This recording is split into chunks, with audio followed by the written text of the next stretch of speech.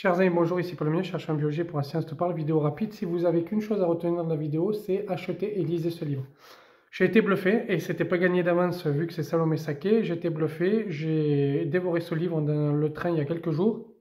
Je l'ai acheté parce que je n'avais rien à lire dans le train et comme je vous dis, c'était pas gagné. J'avais fait une critique de son premier livre, Sois jeune et tais-toi, il y a 2 ans. Livre qui se voulait, selon moi, sociologique, et je pense que c'est pas aux journalistes d'écrire ce genre de livre-là.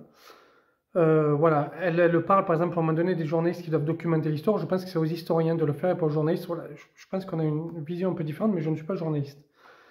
Donc, elle connaît mieux que moi le milieu, mais voilà, j'ai fait une critique de son premier livre, notamment sur quelques chiffres qu'elle donnait et les interprétations. Ici, voilà, j'ai, on va dire, donné une seconde chance à Salomé Saké dans son écriture et voilà, j'ai été bluffé, je vous le recommande vivement, surtout pour 5 euros. Je ne sais même pas comment on fait pour sortir un livre à 5 euros. Résister, alors bien sûr sur la chaîne on parle de science, ça parle d'extrême droite, comment on résiste à l'extrême droite. C'est important d'un point de vue scientifique parce qu'on voit ce qui se passe avec Trump et je vous ferai un certain nombre de vidéos ici, j'en ai déjà fait, sur comment il coupe les financements de la recherche, comment il interdit certains champs de recherche de se développer. On peut parler de champs sur le climat, on peut parler sur transgenre, etc. Complètement fou. Il y a même des essais cliniques qui ont été arrêtés. Donc on parle de santé humaine. Donc là, c'est mon domaine, les essais cliniques.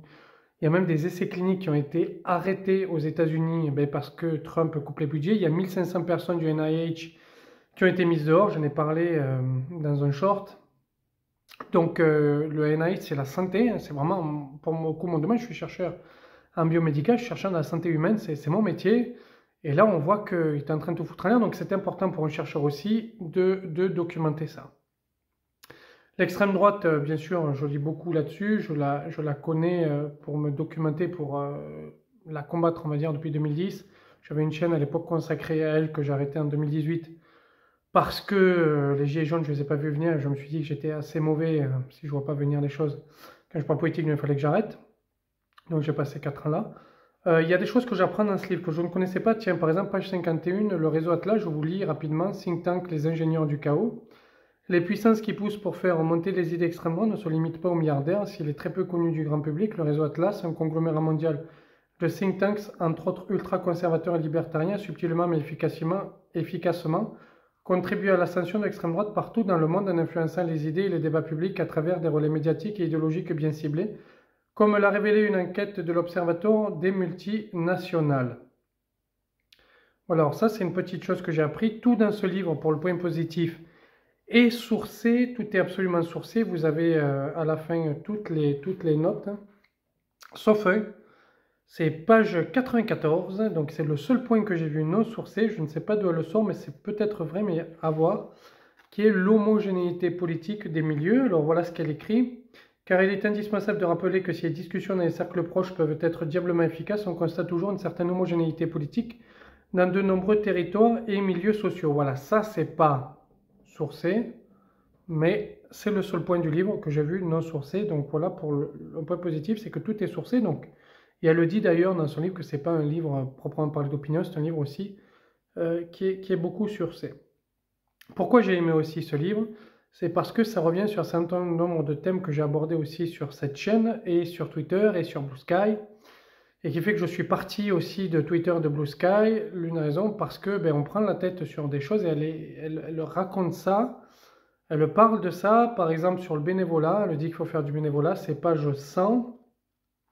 Alors je vais retrouver rapidement, elle dit qu'il faut faire du bénévolat pour lutter aussi contre l'extrémisme. J'en avais parlé sur Blue Sky, on m'a dit que ça servait à rien, il y a des gens de gauche qui m'ont dit que ça servait à rien. Nous sommes s'engager dans la vie associative, notamment dans des associations à but altruiste, ce n'est pas seulement un acte de solidarité, c'est aussi une forme de résistance active contre les dérives extrémistes qui protège et renforce le socle démocratique de la société. Moi, je dis que je suis engagé dans beaucoup d'associations.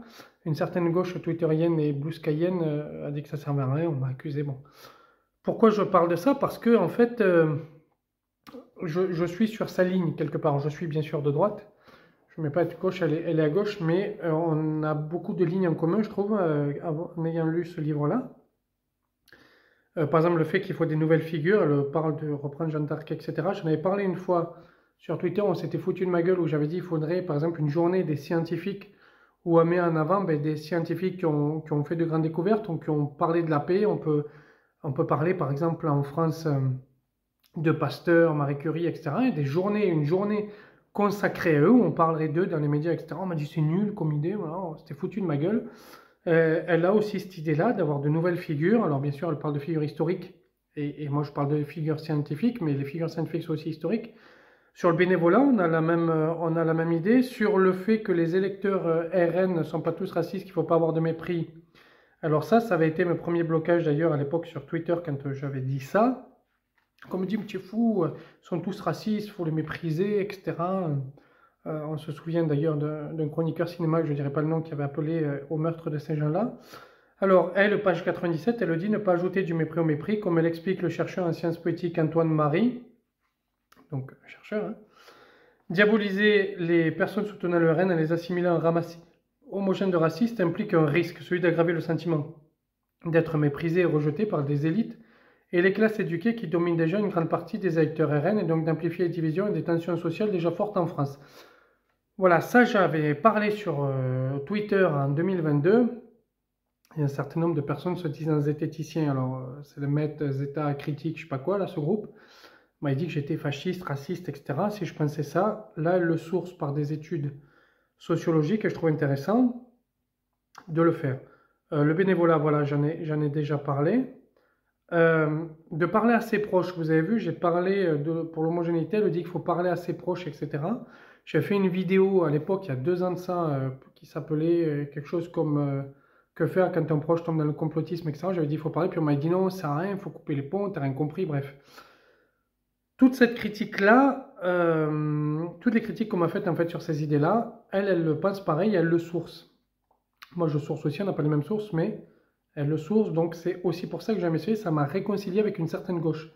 Aussi ce livre, parce que ce que j'ai vécu ces 3 dernières années sur Twitter et Blue Sky, avec des gens de conches qui pensent tout savoir, notamment au niveau scientifique, quand moi je parle comment on travaille, etc., et des mecs qui n'ont jamais foutu pied dans un labo vous expliquent que non, vous êtes tort, et pourtant je source, etc. C'est pour ça que je ne vais plus sur ces réseaux sociaux-là, parce que de toute façon, vous ne pouvez pas discuter ça, hein. Vous êtes toujours insulté ça, hein. Voilà, c'est aussi pour ça que j'ai aimé ce livre, c'est que ça revient sur un certain nombre de thèmes. Donc c'est important de le lire, c'est important, comme elle dit, de résister. Alors, je regrette qu'elle n'ait pas fini à sa page 113, il y a une page de plus, mais je trouve que ça aurait fait une très bonne conclusion. Alors je vous lis le dernier paragraphe de la page 113, et puis après il y a encore autre chose derrière, je trouve qu'elle aurait dû finir là-dessus, cette petite critique que je fais au livre. Nous sortons d'une longue période où la démocratie semblait installée indéboulonnable. Nous avons aujourd'hui conscience qu'elle peut vaciller à tout moment, elle a besoin que les citoyens soient derrière elle pour continuer à exister, et les citoyens, c'est nous. Nous avons le pouvoir de la protéger, de la rendre plus robuste, plus vivante. Nous sommes la démocratie. Moi, je me serais arrêté là-dessus. Nous sommes la démocratie.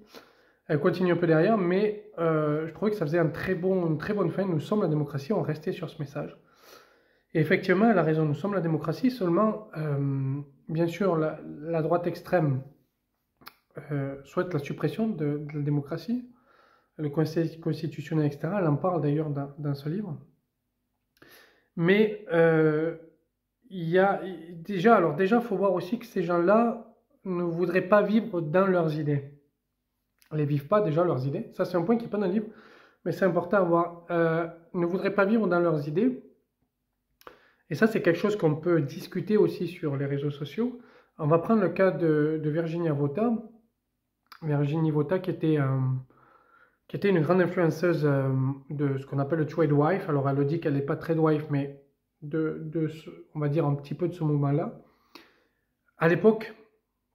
Et puis elle s'est mariée, elle a eu des enfants. Alors je ne sais pas exactement ce qui s'est passé avec son mari, mais elle a fait une vidéo il y a quelques temps pour dire que bon, elle avait tort sur le féminisme, etc.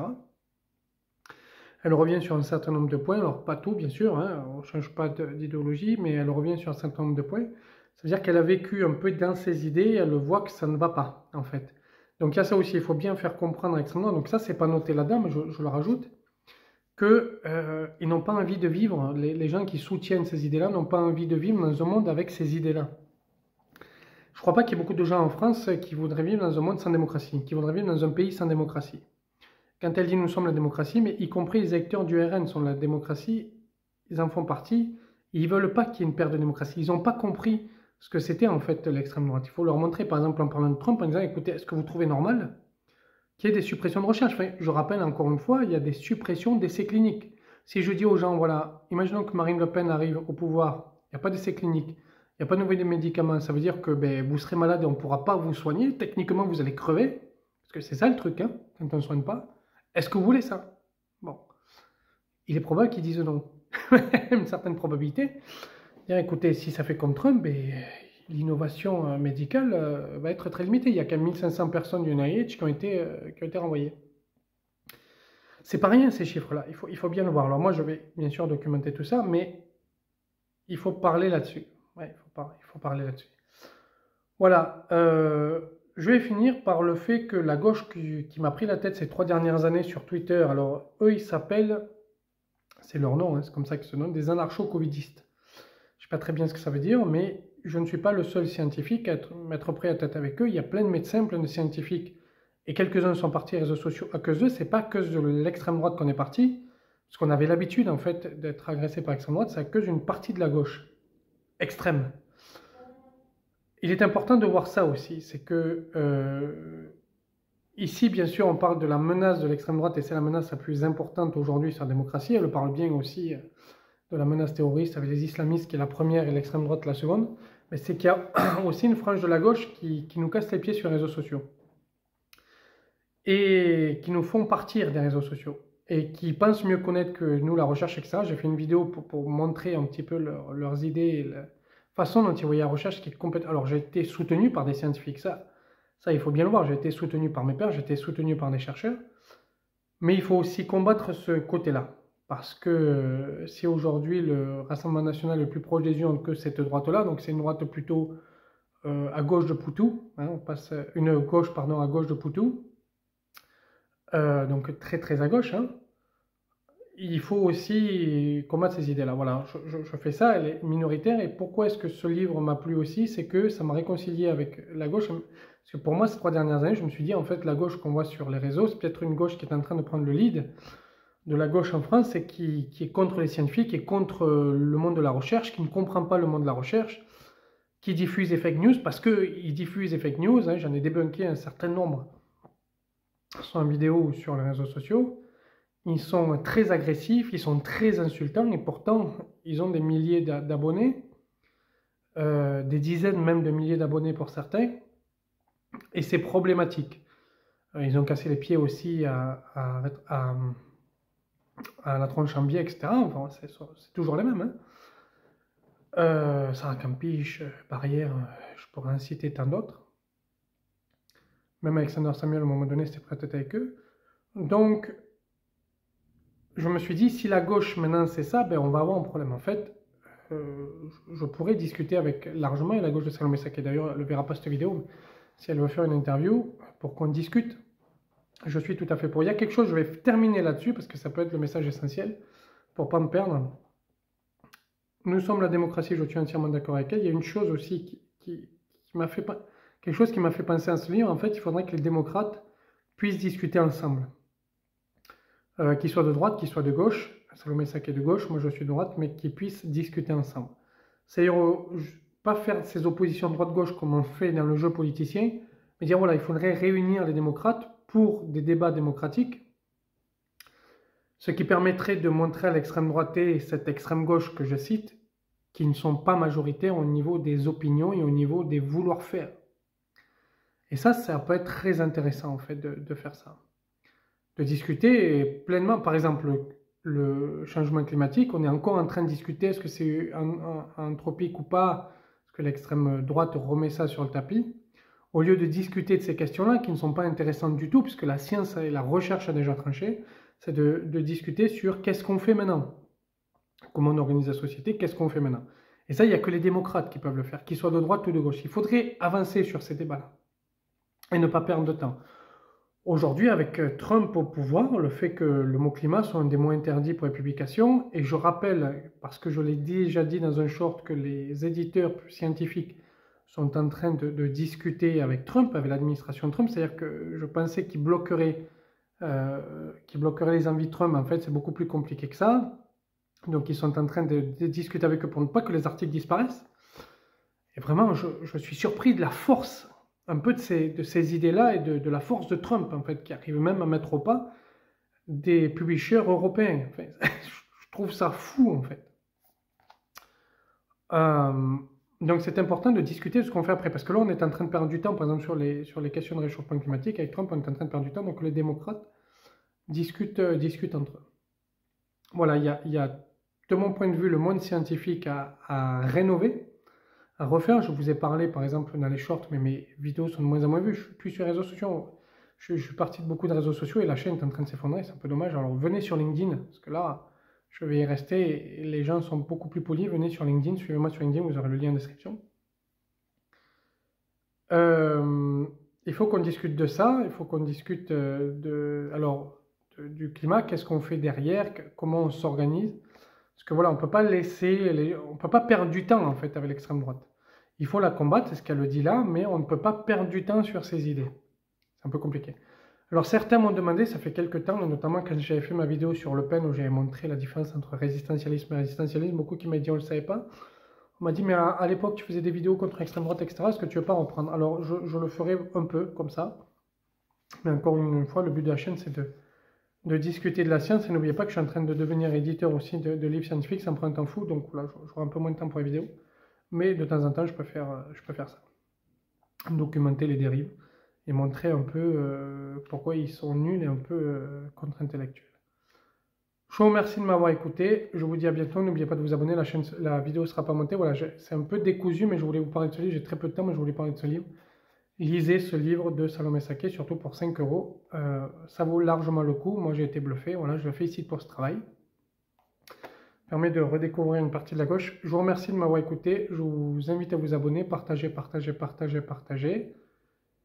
Et puis voilà, Salomé Saké va venir, mais elle ne verra pas la vidéo, mais enfin si elle veut venir, elle peut, elle est la bienvenue. Bonne journée, à vous, au revoir, et vous pouvez aider sur Tipeee, et bientôt une vidéo pour les nouvelles du livre, puisque le livre est en cours de réécriture, grâce aux tipeurs qui nous ont dit, il manque ça, il faudrait rajouter ça, on n'a pas compris ça, les tipeurs ont déjà reçu le manuscrit, en tout cas une partie, et j'ai eu des commentaires, donc on est en train de réécrire avec Jacques Robert, professeur Jacques Robert, le livre, de l'améliorer. Le livre ne sortira que quand on le trouvera vraiment fini, quand les campagnes seront Ulule sera bien, parce que je vais vous proposer un certain nombre de choses là-dessus, et je n'aime le travail que finir. Je voulais sortir la campagne au mois de mars, alors au début au février 2025, maintenant je dis mois de mars, mais je pense que ça sera un peu plus tard. Le but c'est que quand ça sorte, je sois content du livre, content de la campagne, et Jacques Robert aussi.